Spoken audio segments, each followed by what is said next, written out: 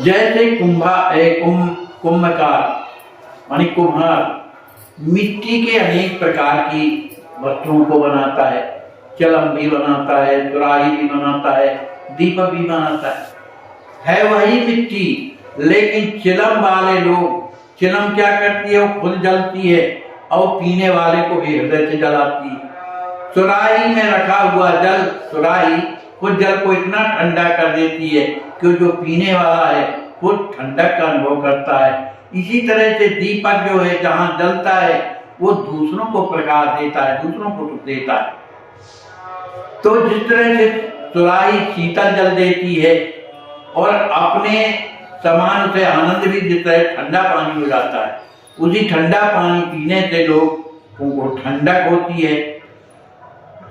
चिलम जले दिल दार जलावे, चिलम तो खुद जलती है और उससे प्रेम करने वाला जो पीता है उसके भी हृदय को जलाती है। और दीप जो है अपने दिलदार को हंसावे माने सुंदर प्रकाश देता है, आनंद देता है।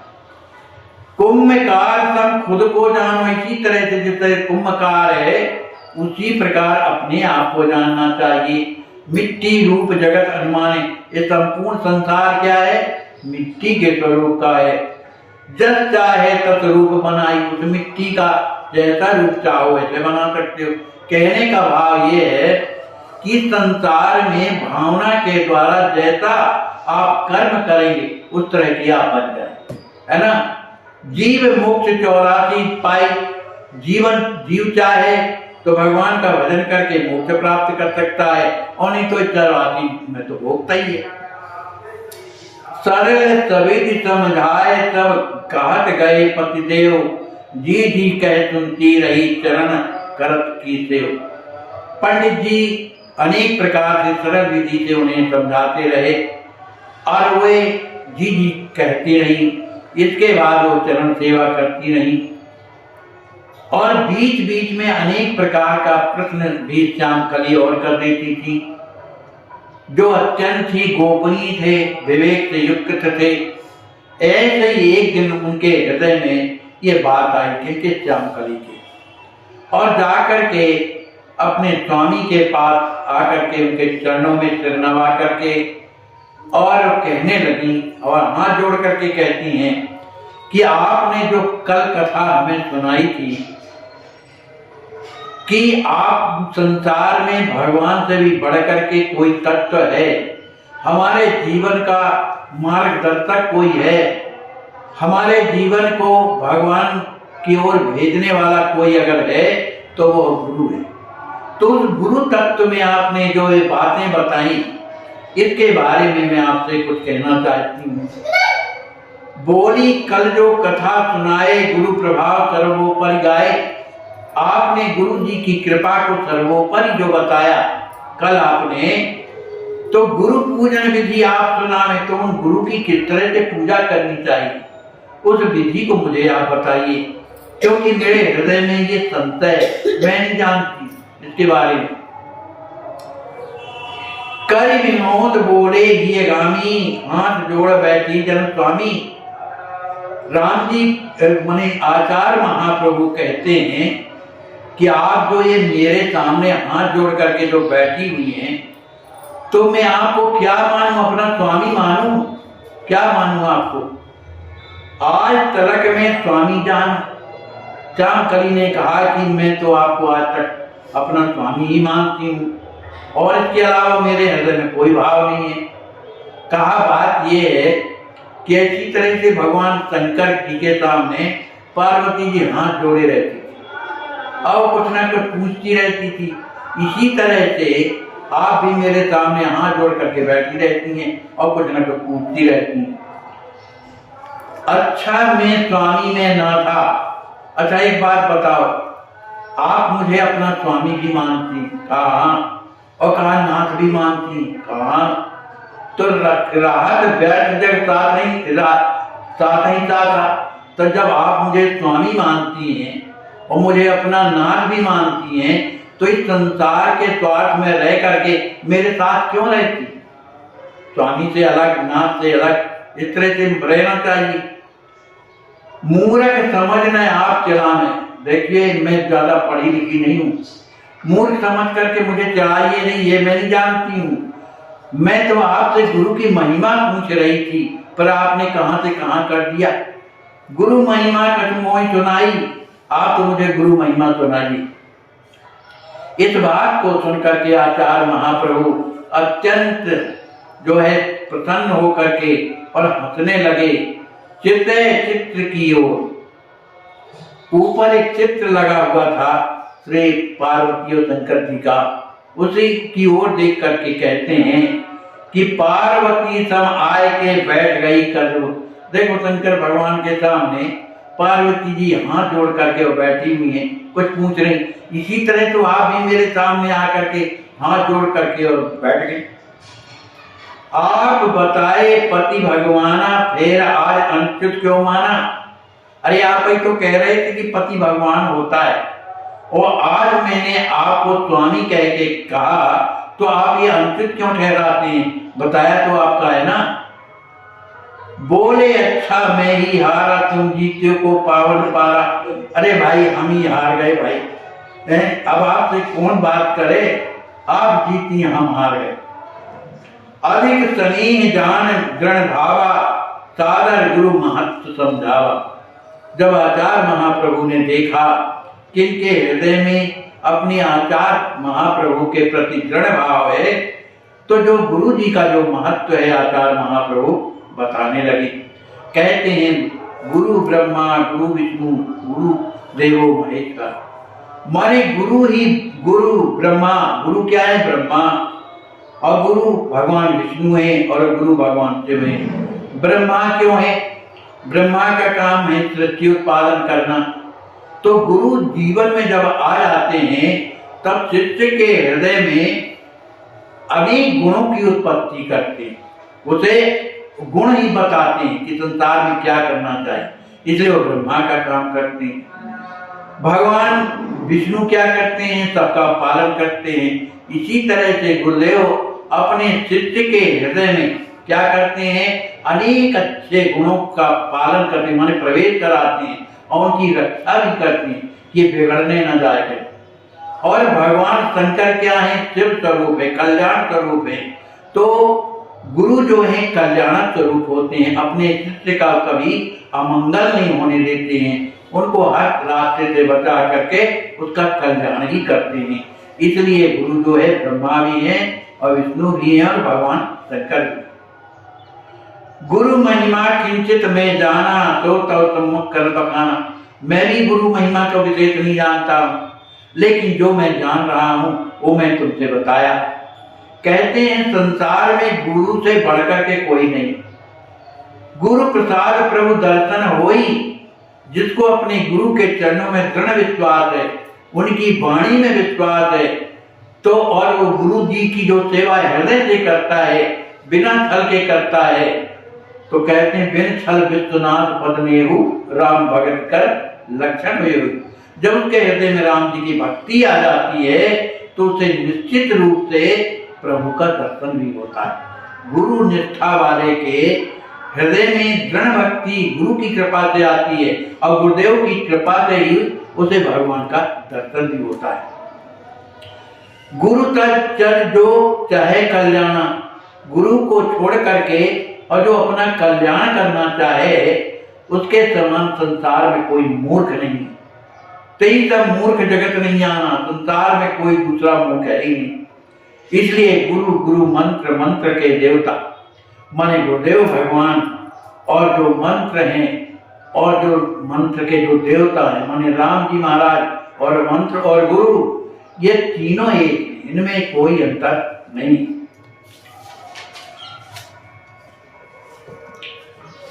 सुन बचन सुहावन अति मन भावन, पावन प्रिय उपदेशा, दृगवारी बाई विनय सुनाई, भावन प्रभु लवलेसा। मैं अधम अनारी मूर्ख गमारी, श्रद्धा भक्ति विहीना, कर अतिशय प्रीति कहत सुरीते, राखे शरण अधीना। अपने प्रभु की उस वाणी को सुनकर, अपने पतिदेव की उस वाणी को सुनकर के बहुत ही अच्छा उनके हृदय में आनंदित हुआ। उनका जो हृदय है गुरु महिमा को सुनकर के द्रवित हो गया श्यामकली का। उनके नेत्रों से अश्रु प्रवाहित होने लगे और हाथ जोड़ करके कहने लगे, हे प्रभु, मेरे हृदय में किसी भगवान के प्रति, गुरु के प्रति कोई जो है भाव नहीं है, क्योंकि मैं अधम अनाड़ी हूँ और मूर्ख गंवारी हूँ, देहात की रहने वाली हूँ, पढ़ी लिखी तो हूँ नहीं। इसलिए न मुझ में गुरु के प्रति श्रद्धा है, न भगवान के प्रति श्रद्धा है, न भक्ति है, मुझ में कुछ नहीं है। लेकिन आपने जो मुझ पर बड़ी कृपा किया, जो मुझे अपनाया है ना, तो मैं तो अब आपकी ही शरण में हूँ। इसलिए मेरी रक्षा कीजिए, मेरी पालना कीजिए। भाव सहित पति चरण गई, बोली हर चित गात, जान नाथ निज संगनी, करें कृपा बरसात। श्री श्यामकली जी अपने पति के चरणों में अपना सिर रख करके और उनके नेत्रों से अविरल अश्रु बह रहे हैं, उनके चरणों में अपना मस्तक रख दिया और हाथ जोड़कर कहते हैं, नाथ, मुझे अपनी जीवन संगनी मान करके मुझ पर कृपा बरसात, माने मुझे प्रेम प्रदान करें। मेरा जो है प्रेम दिन रात बढ़ता रहे। गुरु की महिमा को सुनकर के श्यामकली जी अत्यंत प्रसन्न मना है, उनका हृदय द्रवित है, उनके नेत्रों से आंसू बह रहे हैं।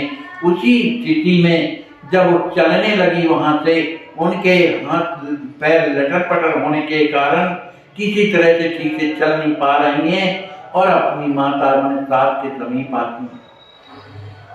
अपने घर के प्रत्येक काम को करना ही है। उस समय दीपावली का उत्सव पास में आ रहा था, घर की सफाई, घर की पुताई करनी थी, इसलिए वो श्यामकली अपनी माता जी से पूछ करके और घर की सफाई करने लगती।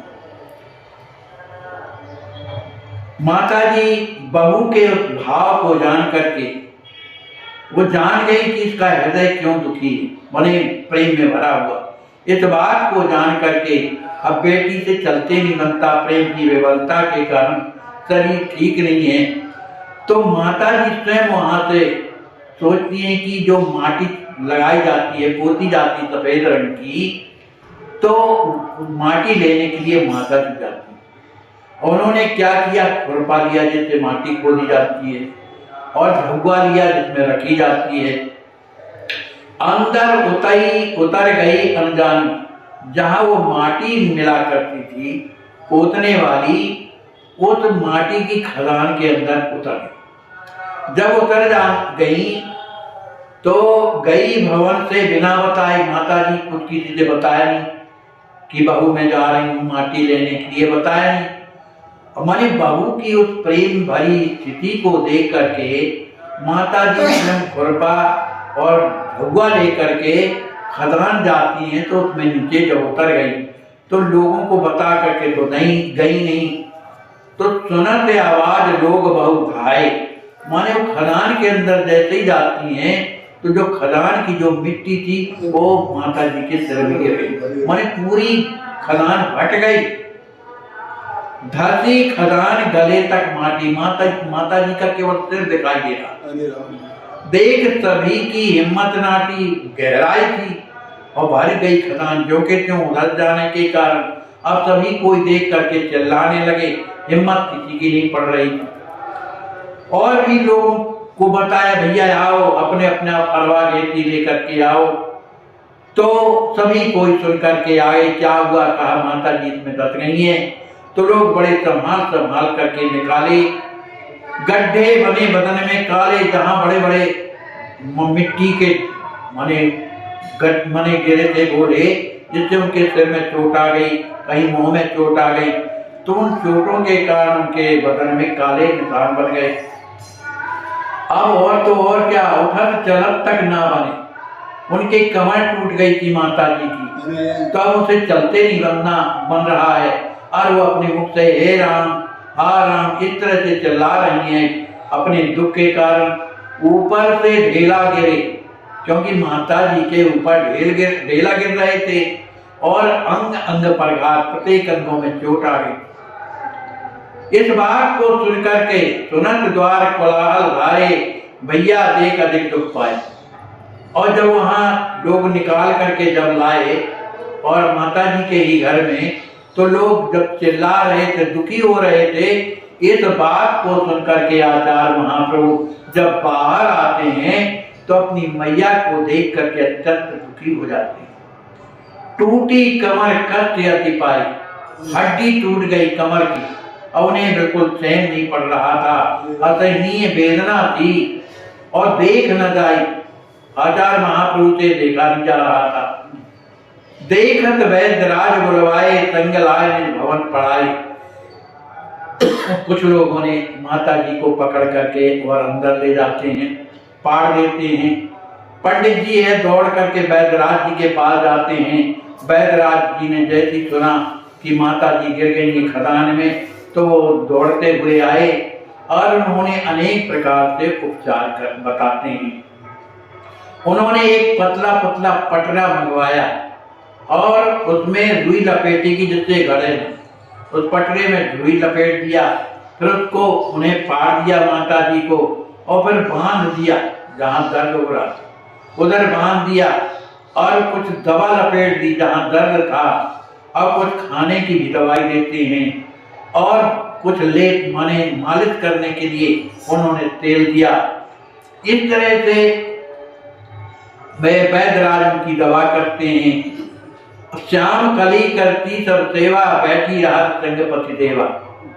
जब माता जी की दवा हो रही है, कौन करेगा सेवा? उन्हें मालिश भी करना है, उठाना भी है, सेंकना भी है, पट्टी भी बदलना है।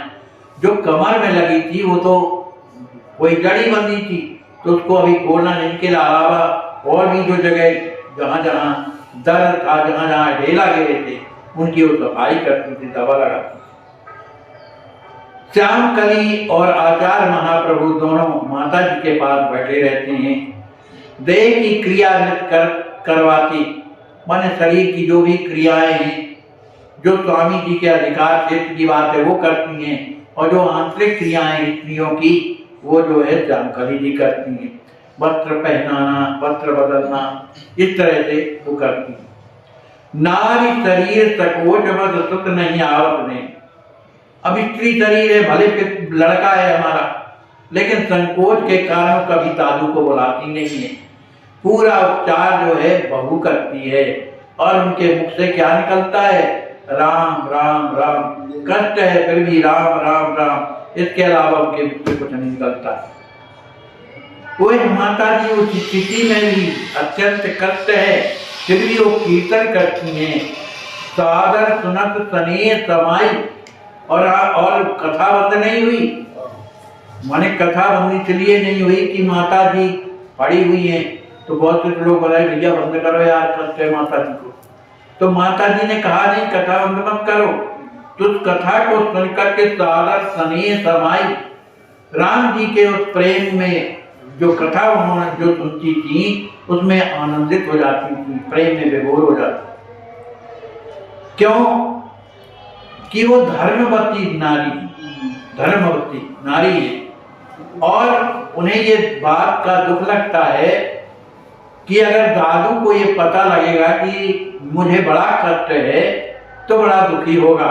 इसलिए व्यथा छिपावत, उन्हें दर्द होते हुए भी, और अगर स्वामी जी पूछते माता जी कोई दर्द है, कहा कोई दर्द नहीं है बेटा, सावत। सीता राम कहत कहवावत, माने भगवान का नाम स्मरण करती हैं, और अपने पुत्र से भी कहती हैं भगवान का भजन करो, वही कृपा करें।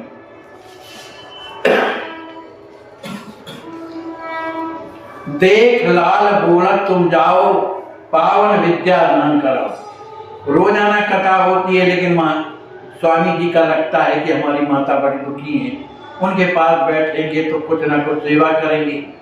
अब जो कथा समय हुआ करता था शाम का, तो माता जी खुद कहती, सुनो ये कथा दान से बढ़कर के कोई दान नहीं है बेटा, मुझे कोई तकलीफ नहीं है, अब मैं पढ़ी हूँ तो बहू बैठी है, तुम जा करके कथा सुनाओ। दादू दर्द हो तब ना आई, अब किसी तरह का दर्द नहीं है मुझे, आप जाए विद्यालय माई, अब जो है आप विद्यालय भी जाया करो। इस तरह से कष्ट में 15 दिन बीतने के बाद पुनः वैद्यराज जी थे, वो कोई पाठक जी थे, वो आते हैं और जो वैद्यराज बांध करके पटरा में गए थे उसे उन्होंने खुलवाया। सादर करन लगी प्रभु सेवा, बहू बनावट भोग करेवा। उसी स्थिति में भी अभी ठीक नहीं, पटरा खुला है लेकिन चलते नहीं बनता है। उसी स्थिति में देखो, जब प्रेम होता है तो ऐसे ही होता है। कितना भी कष्ट है, हमारा पैसों से प्रेम है, लेकिन भ्रम हो जाए कि यार उधर गड्डी रखी थी लेकिन उसको देखें कोई ले तो नहीं गया, प्रेम है ना, तो भले चलते नहीं बनेगा, हो जाएगा उसको देखने के। या लड़के से प्रेम, किसी से भी प्रेम, सिर्फ प्रेम सब कुछ करवा देता। अब बालक जाए मात की नाई, करन लगे प्रभु की खितवाई, मैया श्याम कली गुण गावत पावन सेवा तने सुनाओ। इसके बाद आचार्य महाप्रभु पढ़ाने भी जाने लगे कजरी ताल। अब वहां से लौट करके फिर खेत भी चले जाते हैं, क्योंकि माता जी जाया करती थी लेकिन उनकी स्थिति ठीक नहीं, इसलिए स्वयं जाते थे। करन लगे प्रभु की सेवकाई, खेती भी बाड़ी भी करते थे तो ये समझ करके नहीं कि हमारी है, प्रभु सेवकाई, प्रभु की सेवा समझ करके करते थे। और श्याम कली अपनी सास के पास बैठ करके सेवा करती हैं और क्या करती हैं, भगवान का नाम स्मरण करती हैं। कमर तभी से झुक गई, करत रही व्यवधान, तब भी सेवा न तजी गई खेत खलान। मारी कमर तभी से झुक गई थी, क्योंकि कमर टूट गई थी, तभी से झुक गई थी। और वो चलने फिरने में व्यवधान भी करती थी, कष्ट भी देती थी, लेकिन फिर भी जो खेती बाड़ी की सेवा भगवान की सेवा मान करके उस सेवा न तक सेवा का उन्होंने परित्याग नहीं किया, वो खेत खलिहान बराबर जाती थी। जब भी खेत खलिहान से आती तो घर में बैठ करके राम जी का ध्यान करती, नाम लेती, अपने और भी जो कार्य थे भगवान की सेवा का वो करती थी। और मना करते खोली निजराली। स्वामी जी कहते थे कि जब आपकी कमर में दर्द है, चला नहीं जाता है, तो मैं जाता हूँ, आपकी जरूरत क्या है वहां जाने की, मैं काम करूंगा और करता हूँ, जाता हूँ, देखता हूँ। इस बात को कहने पर, मना करने पर माता जी की आंखों में आंसू आ गए। किस बात के आंसू आ गए? कहा बेटा तुम्हारे पिता, जो तुम्हारे पिता थे ना, वो मुझे समझाया करते थे कि सदगृहस्थ का जीवन कैसा होना चाहिए, उसकी रीत रिवाज कैसा होना चाहिए। अरे कोई अपने यहाँ संत आते हैं, कोई अतिथि आता है, या भगवान की सेवा करना है तो इसी अन्न से तो होती है ना। कोई कृषि सेवा से मिलत आहारा, इसी खेती पाती से तो सबको भोजन मिलता है, चाहे वो राजा हो चाहे प्रजा हो, कोई भी हो, इसी खेती से गुजारा करता है। अरे और तो और पशु पक्षी भी जब खेत में फसल लगी रहती है तो उसी को पाते खाते रहते हैं, उसी से अपना जीवन का पालन करते हैं। जितने देव हैं, पितर हैं, वो सब उसी मने पिड़ी के द्वारा और दवा के द्वारा इससे जो है हवन किया जाता है।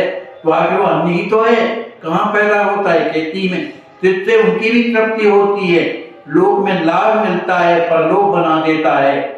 कली में अन्न प्राण की नाई, कलयुग में तो प्राण अन्नगत जीवन है, जो ना खाएगा मर जाए।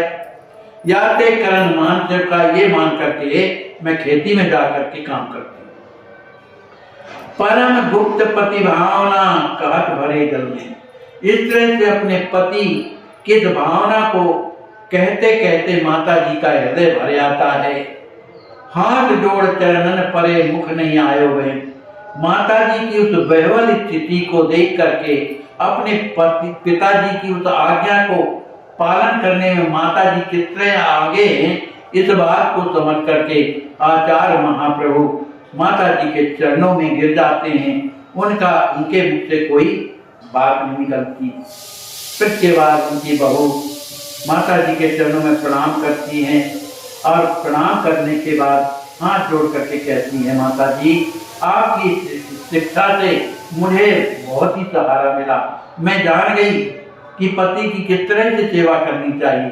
पति की सेवा के साथ साथ जो वो कह रहे हैं उनकी आज्ञा का पालन करना चाहिए, क्रिया में उतारना चाहिए। तो इस तरह से आपने जो मुझे ज्ञान दिया, ये बहुत बड़ा ज्ञान दिया है। ऐसा कहते बहू का भी हृदय भर आया श्याम कली का। विमल भाव सेवा ही जानी, उनके हृदय में बस यही भाव है कि सेवा ही प्रधान है। पति की हो, संतों की हो, अपने अतिथियों की हो, सबकी सेवा ही है। इस तरह से उनका हृदय भर आता है, कुछ बोल नहीं पाती हैं। वो भी कृषि कार्य में सहायता करती हैं। इस तरह से तीनों लोग सभी अपने घर में निवास बड़े आनंद से करते हैं। एक बार की बात है कि श्री आचार्य महाप्रभु, देखो आचार्य महाप्रभु गृहस्थ होते हुए भी, ये प्रेम रामायण में से समझ में आता है कि गृहस्थ होते हुए भी वो अपने एक कमरे में रहते हुए भी वो अलग अलग शयन करते थे, अलग अलग शयन करते थे। एक दिन की बात है कि आचार्य महाप्रभु सो रहे थे और सोते सोते जब सवेरा हुआ तो उनकी नींद भंग हो गई, माने उठ ही जाते थे सुबह। तो उसी समय पर उन्हें क्या देखा, बैठे हुए थे अपने पलंग में, उसी समय क्या देखा, 4 बजे सवेरा तो होता नहीं कि सूर्य निकल आवे, तो उस मकान में अंधेरा था और उसी मकान में सरकार ध्यान कर रहे थे और ध्यान करते करते जब आंखें खोले तो देखा उसी घर में एक सुंदर प्रतिबिंब प्रकट हुआ, जो बड़ा तेज पुंज था।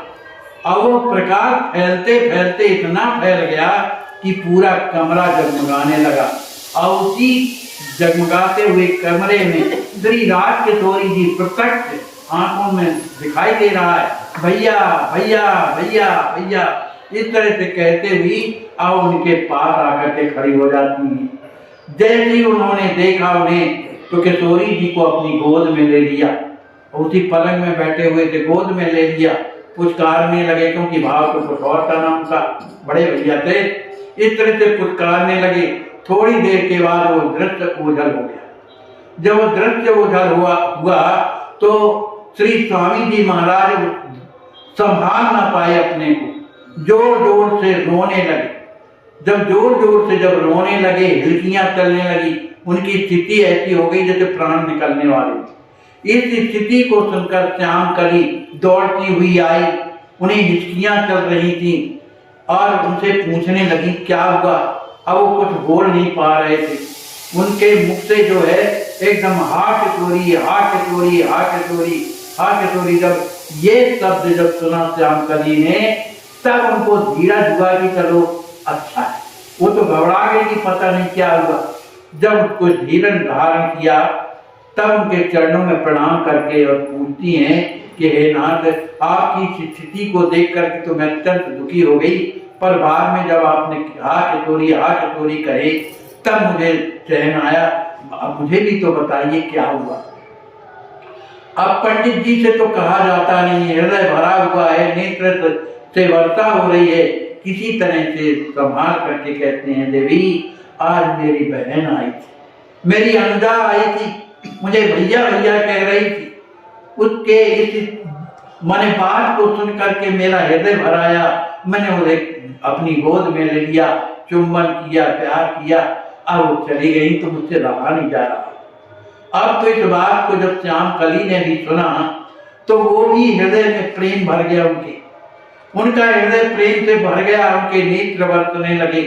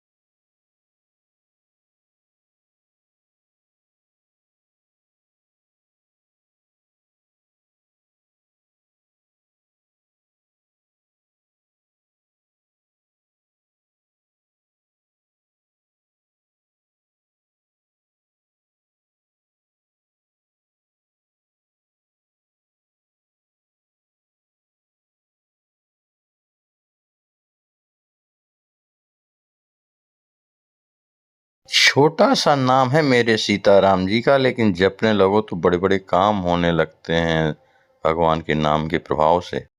आइए आश्वासन सेवा ट्रस्ट में आप इन माध्यमों के द्वारा सहयोग राशि